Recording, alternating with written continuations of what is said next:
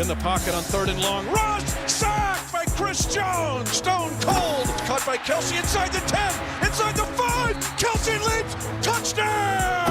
Kareem Hunt at the 10, angling to the 5! Into the end zone, left side! And it is good! Good! Here comes a rush, and he's gonna go down! George Karlaftis!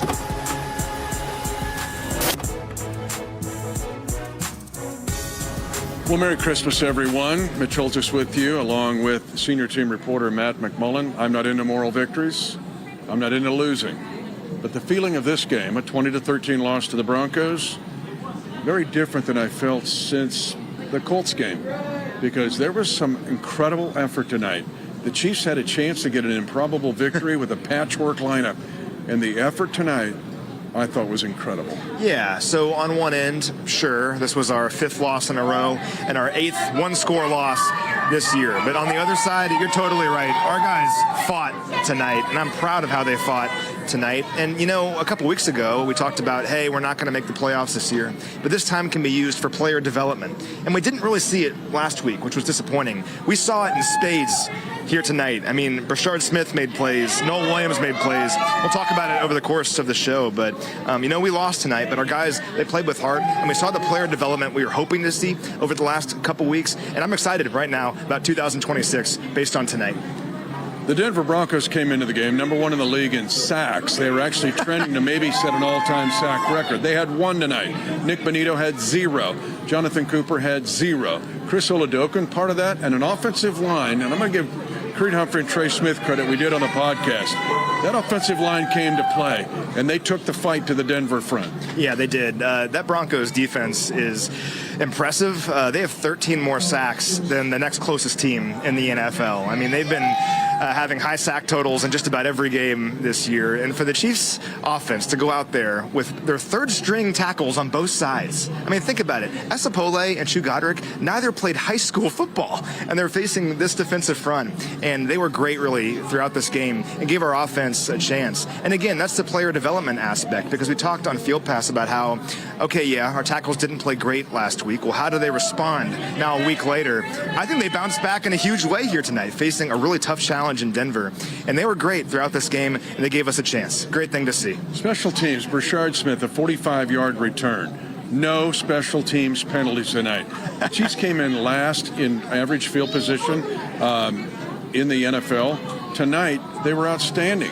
And, again, gave the Chiefs a chance to win. But special teams tonight was different. Effort, execution, and being more pristine. Yeah, just great across the board on special teams. And talking about Brashard, that punt return was great. How about his touchdown, though? Who'd that remind you of on that touchdown? Yeah. That was Jerick McKinnon right there. McKinnon right there. And we talked about that early in the year, that Brashard can maybe be a Jerick McKinnon kind of player. Has to grow into that, right? Well, haven't seen Brashard a ton this year, but when he had chances here in this game tonight, he made some plays. And on that touchdown reminded me of Jerick McKinnon. Looking forward to seeing more of that next season. And Chris Oladokun, this is going to be a big week for him next week against the Raiders, because now all of a sudden you have a serious discussion about maybe Chris Oladokun can be the guy that gets you through the offseason or bridges the gap to when Patrick Mahomes returns. He had some Patrick Mahomes impressions here tonight. He had the ball that he fumbled, picked it up, still found Juju down the field. And on the drive that ended up with the game-tying field goal, I believe, was scrambling all over the place, just like Patrick would, and found, I think, Juju once again down the field. Chris has something, and I'm proud of him because he's waited a long time for that moment to go out there, run out of the tunnel as a starter on an NFL field in a regular season game. He held his own. He had us in this game against one of the best defenses in football. Let's see what he has next week, but great start for Chris here tonight. We're going to talk about the defense here, but let's go to the podium now and get reaction.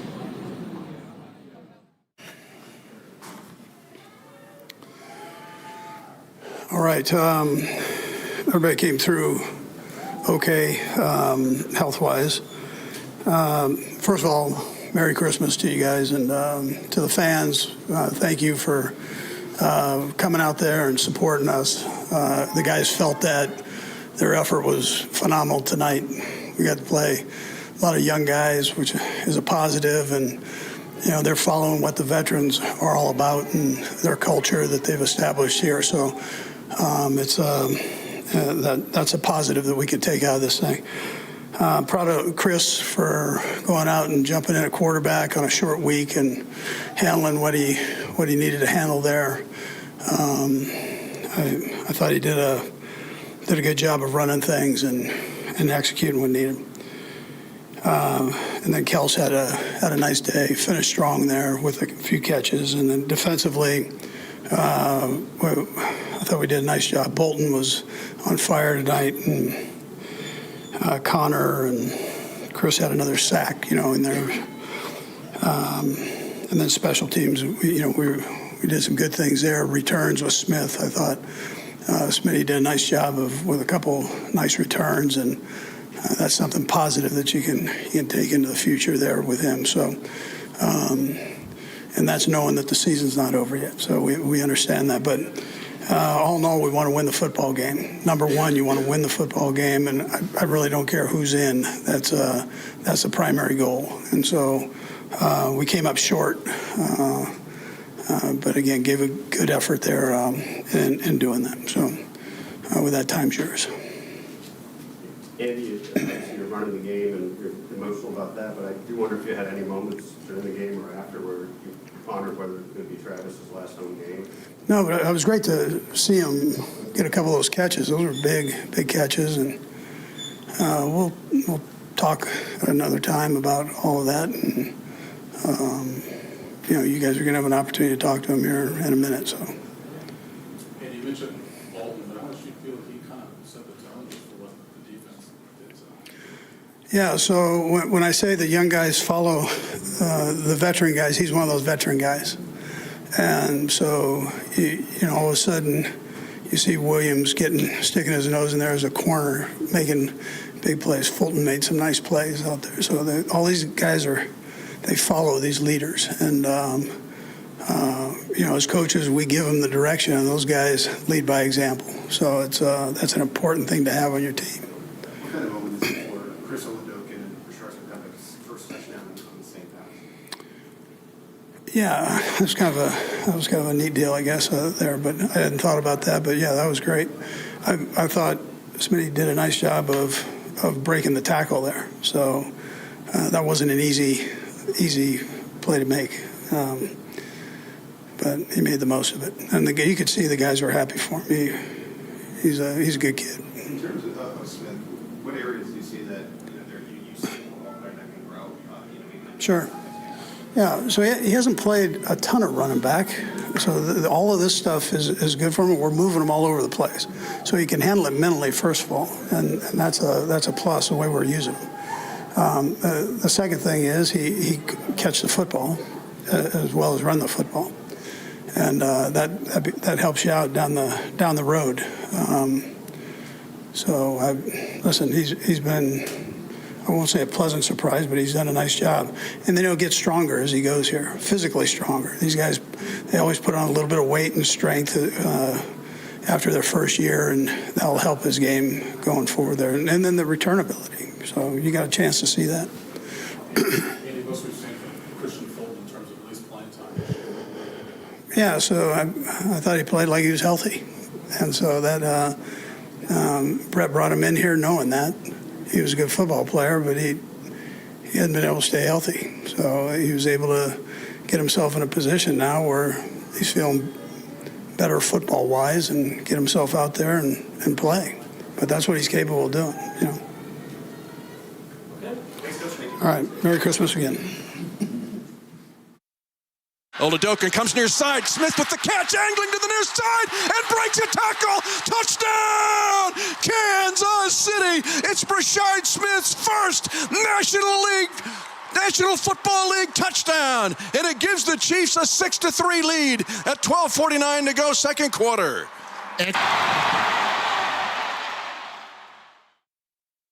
NFL's a tough league. Sometimes you wait, and then in a blink of an eye, you are put in the center stage like a Broadway play that you've waited 4 years to be in. Chris Oladokin with me now. First of all, the effort and what you've shown the last two games is remarkable. kind of walk us through what's been going through your mind because you got thrust right in the middle of the action. Yeah, things are definitely happening fast, that's for sure. You play Sunday and then you go into a Christmas game, short week, and, the coaches did a great job just simplifying everything and making it easy for me and the guys. I mean, I can't say enough about their effort and, all of them having my back, out there as well. So it's definitely not just a one-man show out there. Everyone pulled their weight, and I love this team, man. Chris, this team, the Broncos, lead the league in sacks. Only one sack in this game. What about guys rallying around you and then you showing, both in this game and the Tennessee game, hey, guys, I can do this. Just help me out. Well, when you have guys like Trey and Creed and like Trav, they're telling you, hey, we're behind you, man. Like, we got your back. That just gives me even more confidence. And, I've been blessed to, go to battle with those guys. And, we didn't get the outcome we wanted today, but I'm super proud of, the way we fought. And, we're, one play away from winning the game. Get your first touchdown pass of your career out to Burchard. Walk us through that play and what you were thinking. So that was one of my favorite plays down in the red zone all week. And I was telling Burchard, I was like, I had a feeling all week that we were both going to get our first touchdown on the same play. So I have Allen right in there trying to figure out how we can split that thing in half and make sure we both get a little piece of the pie. But no, we honestly, we were expecting man, got a little zone look, and they sort of eyes just got sniffy, and, he was wide open the flat. He made a great play. Solomon would say, cut the ball in half. You guys both get a half ball. But super proud of you in the way you fought. And your poise. How much of that has come from the fact that you have just prepared now for 4 years? Yeah, well, I mean, like you said, 4 years of preparation. I feel like when I'm out there, it's just almost like practice. I've taken so many mental reps, in the back, in the shadows when, Pat's up and guarding those guys. So, I sort of say, like, when the lights are on, that's when I play my best, man. I'm out there playing free, and, when you have great guys around you, too, Ryan behind you, just makes my job even easier. I'm aware how close you and Pat are. In Tennessee, I felt like I could hear his voice behind me calling this kid, going, come on, Chris, you can do this, Chris. How much has Pat not only helped you in the last 2 games, but how much have you learned from him in these 4 years? I mean, invaluable. The last 4 years, I don't have an older brother, but he's probably one of the closest things I have to it, along with a couple friends back home. Like, he's just been so great with me in terms of my development. I look back and where I started my rookie year to now, and he's helped my career on and off the field so much. So I could never repay him for, what he's done for my career up to this point. Go get another holiday gift, an Oladokin jersey, number 19. Chris Oladokin. Yes, sir. Hi, guys. Fire away. It looked like you took a bit of a moment in the player introductions, Kelsey, to just take a minute to look around. Just wonder what went through your head and just what you wanted to appreciate in that moment, considering this could be the last home game. It's you only get a few of those where you just get to stand there and appreciate 60 to 70,000 Chiefs fans screaming for you. So I always embrace that moment, man. It's fun. And hopefully I got everybody fired up for it. Travis, any extra emotions to this game? Yeah, it's a Christmas game, baby. It's a whole lot of emotion, man. Have everybody in the world watching you. You get to go out there with a young guy like Chris Oladokin. Primetime television, excited for him, excited for the guys around us. A lot of young guys getting opportunities to, taste what this NFL life on a big stage feels like. And I just wanted to get out there and get a win for those guys, man. That's what I was asking. But, of course. Secondarily, you've been asked enough by us, and I know you were asked by Tony yesterday about the possibility of your home game. Did that ever cross your mind throughout the game? No, the only time it ever crossed my mind is I was driving in the other day and I saw how much the Powerball was. And I was like, man, if I could just win that, I wouldn't have to work another day in my life. That's what's keeping you here? No, man. Honestly, I've been just focused on trying to win football games, man. I'll let that be a decision that I make with my family, friends, the Chiefs organization, when the time comes. Okay.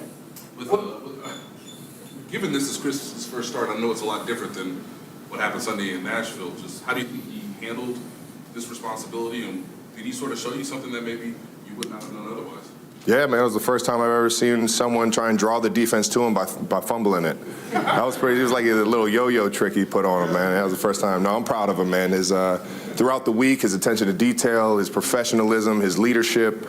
Couldn't be happier for the guy. Obviously, wish we could have got that win for him on a big game against a rival, but I'm proud of him, man. I'm proud of the way he led us into victory and kept fighting, man. What's the best part about playing at Arrowhead? Man, I would say the tradition. You can feel it. You can feel the kids and the generations of happiness and the generations of just love that they have coming together on Sundays and cheering for their team, man. It's a beautiful thing, man. And it's something I know I'll cherish forever. Is those moments coming out of the tunnel or just making a big play for them late in the game. That's why we love Arrowhead, man. It's a special and unique stadium, especially when they started turning off the lights for us on intros, man, and making it more epic. You're a hype man. You'll get your teammates fired up. I saw Chris, whole team gathered around him before the game. What was Chris Oladoka making his first start, trying to get you guys hyped up before you had the locker room for final purpose? That we're here fighting for each other. I think he had the right message to be, we're a team, no matter what this record is, we're out here fighting for each other. You're going to wear the Chiefs arrowhead on your helmet and come out here in a red jersey in front of this crowd, man. You're going to give it your all. And he was just making sure everybody knew that he was ready for a dogfight and that he was going to lead us into victory, or lead us into the game. You set the standard here for pretty much over a decade. How much do you embrace leading these guys? Man, it's something that I take as like second nature at this point, man. I've followed big Coach Andy Reid, baby, and he's done it the right way. He's done it with integrity. He's done it with a lot of love and a lot of care for the people around him, not only just players but coaches as well. You guys have seen his just the coaches underneath go other places, have success, and he tries to build everybody and make everybody the best possible player, coach, or whatever their position is in the building. And it's just second nature to me at this point, following his lead, making sure that I'm doing everything I can to keep everybody focused, locked in, having fun, and trying to win football games, man. Sam, let's go, Sam. We'll go around the room here. Go, Sam. Travis, you described Arrowhead. Do you remember the first time you felt that you felt part of that? Just the way you described it? It's been so long. I mean, you feel it the first game you go to. I remember going to the games my rookie year, even when I was in the suites with a knee brace on. You feel the excitement. I think we won our first 8 games when we got here, and it was by the time we got to like our 5th, 6th game at home, man, it was rocking, and people were here loud and proud, and it was a beautiful thing, man. So I would probably say my rookie year, you really found how special this place is. Nate? Travis, it's the first game you played, obviously, here without Patrick in a long time. We saw him tonight in the suite himself with the knee brace.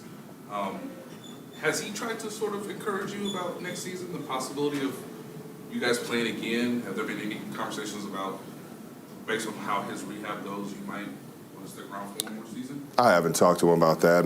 I feel like he's going to be the most competitive guy possible in his rehab to get back, and hopefully get back by the start of the season. But obviously, franchise quarterback, you want to be smart with everything like that. But he's gonna compete his ass off in the off season and everything. So I think I haven't talked to him about any of that, man. I'm just. I wish obviously this season wouldn't have happened the way it did with him going down, and it was, yeah. Matt? Travis, you've never had a season like this with Andy, with being 6-10.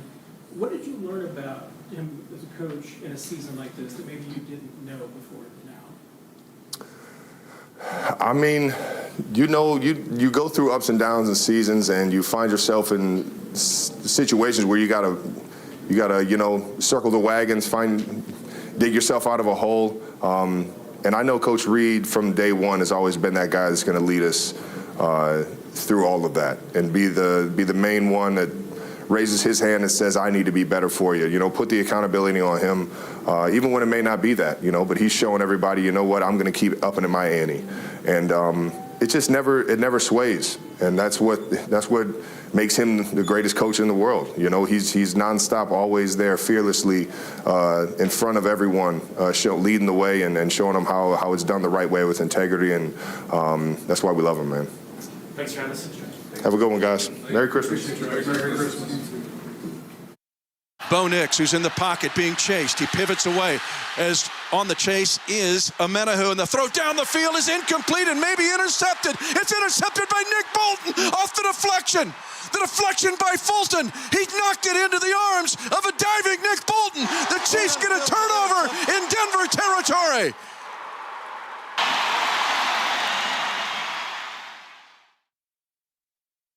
It's awesome that we get to talk to this guy on our Chiefs Rewind because he has been an absolute stalwart, especially in the last 5 weeks. What about the effort in this game? Not just from the defense, but offense and special teams to have a shot at winning this game. Yeah, we came out here and we just wanted to present an attitude, man. Last game, I don't think we played our best as a team, especially on defense as a unit. And when we go out there and put good stuff on tape, man, play around with the guys. We said it at the beginning of this week, man. From year to year, things change. People change, especially our linebacker room, especially. That stuff changes year to year. So just want to take advantage of every moment you got with the guys and just don't leave nothing out the chance, leave anything or whatever, leave out the chance. So super proud of the guys from snap one to the end, man. Just putting their hearts on the line and give us a chance to win the football game at the end. Middle of this defense, Nick Bolton. You guys, it looked like you were playing physical tonight. Many times I said the guy's head got turned. How about you guys coming in to be physical tonight in this game? Yeah, we got a lot of guys out heading into the week, so especially on the corner position, man, I give those guys a lot of pride because they run the ball on the edges, man, no whims and rocket screens, getting off blocks, resetting the line of scrimmage, rocket screens, running backs, all that type of stuff. So super proud of those guys, the young guys especially hopping in there playing. I have a lot of guys playing around today, and just seeing them go out there execute the game plan on a short week, I was super proud of that as well. But yeah, the energy and the effort, man, it was there. The crowd was jumping, and we're just feeding off the energy that they had today. We were talking on the Chiefs Kingdom show, so close to interceptions. You got one. Yeah, you got one. What happened on that play? Yeah, man, just kind of got a scramble play. I had the back and man coverage. Christian Fulton was straight into the ball, got a PBU, ball got patted up. Right place, right time, man. Have to get a turnover for our team. We talked all week about getting the offense a short field, and we were able to do that on that drive. Double-digit tackles again, the 23rd time in your career. Only Derek Johnson has more, and you're closing in on him. Yeah. What about staying on it, staying tough, keeping everybody alive, and every snap you're playing like it's the playoffs? Yeah, man, just kind of mindset. We kind of plan on playing Mike backer, playing linebacker in general. I just got to have that mindset. It doesn't matter what the circumstances are, man. You're going to be who you are or be who you say you are. And that's kind of just my mindset. Week in and week out, I just try to be who I say I am. And the guys on me to make sure that I'm who I say I am, and the coaches do as well, fans, teammates, everything. So yeah, man, every week in and week out, I just trying to be consistent with the work and preparation and give myself a chance to go out there and just execute at a high level. Absolute rock solid, Nick Bolton.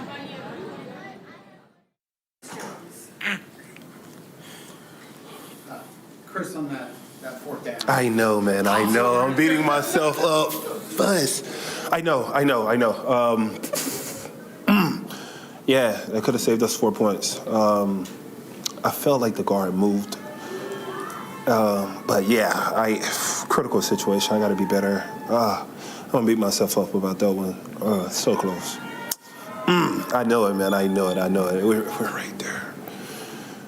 Does it feel symptomatic of this season? I mean, it feels like you guys have kind of been snake bit in those close and late situations, and you know, whether it's, you know, missed field goal or whatever it is, it seems like you guys just, the coin flip comes the wrong way this year for you.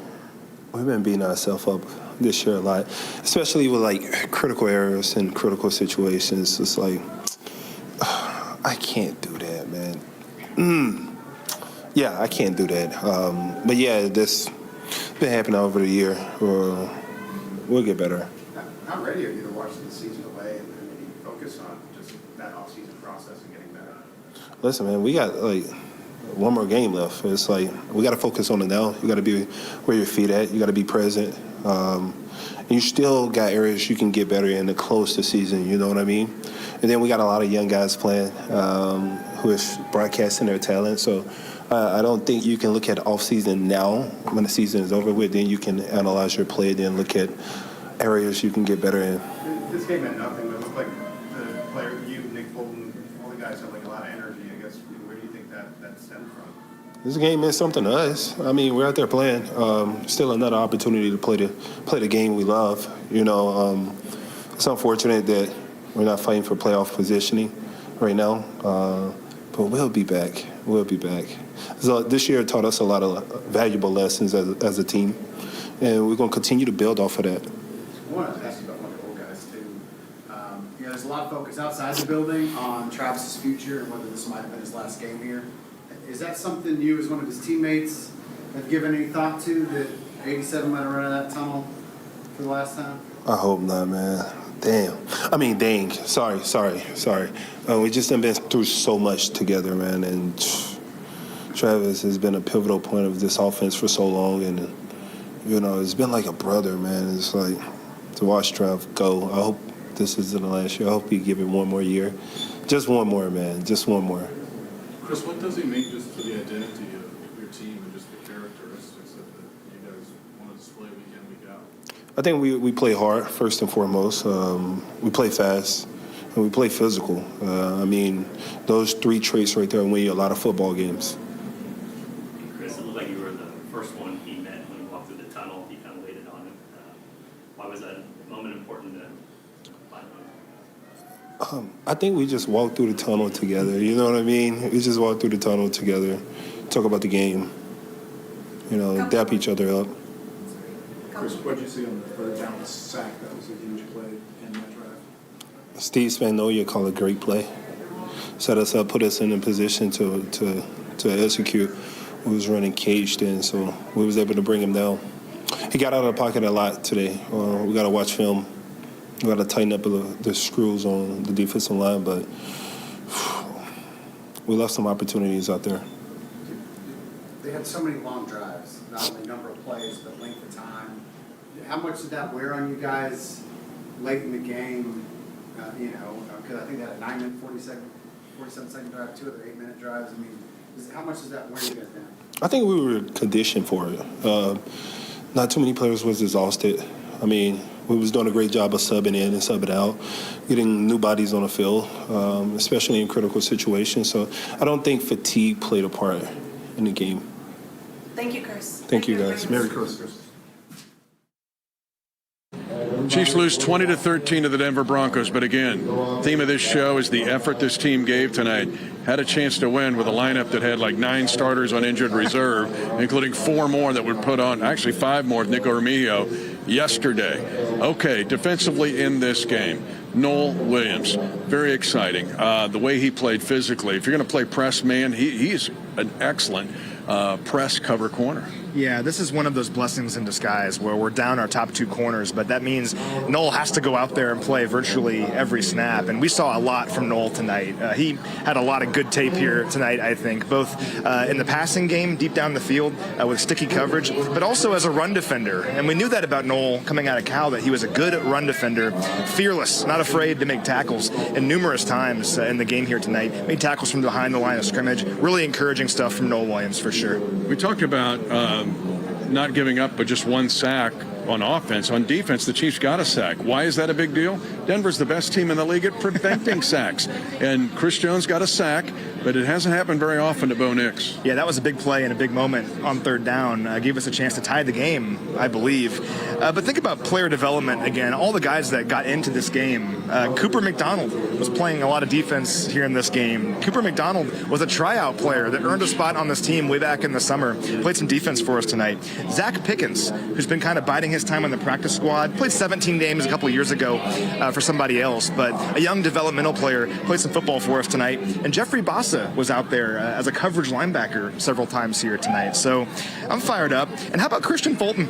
Christian Fulton got out there, and we gave Christian a big contract in the offseason, but he was injured coming into the year, was kind of behind the playbook because he didn't have a chance to get out there in training camp much. But Christian Fulton showed us tonight why he got a big contract in the offseason, and I'm looking forward to seeing what he can do now in the offseason training program when healthy and next year for us, because he played some really good football for us tonight. And a takeaway. He got the pass deflected. Nick Bolton gets the interception. And the Chiefs only 12 takeaways this year, only 2 teams, and then giving up the 3rd down and 10 for 17 on the last drive. Their go-ahead drive. Oh, it's a killer. You get them off the field at that point, it gets interesting. Yeah, it does. We still made them sweat tonight, though. And thinking about this team and the resolve, we talked on Field Pass about how our guys, even though it wasn't pretty last week, they still fought. They still wanted to win that game. Well, tonight, yeah, we lost. But, with the circumstances we've dealt with this year, knowing we're not going to the postseason and having all these players injured, our guys fought. And they made the Broncos, who have a chance at the 1 seed this year, sweat in the end. And that's certainly a good indicator for next season, if you ask me. And if this was Travis Kelce's last home game, it was only fitting that he gave effort on the final target to him with 2 guys all over him to dive for the ball like it was the first play of his career. Chiefs lose it, but a lot of encouraging signs. Enjoy your long weekend. Now the Chiefs will close out the season next week against the Raiders on the road. Chiefs Rewind is brought to you by Ford, the official car and truck of the Kansas City Chiefs, and by CommunityAmerica Credit Union, the official banking partner of the Kansas City Chiefs.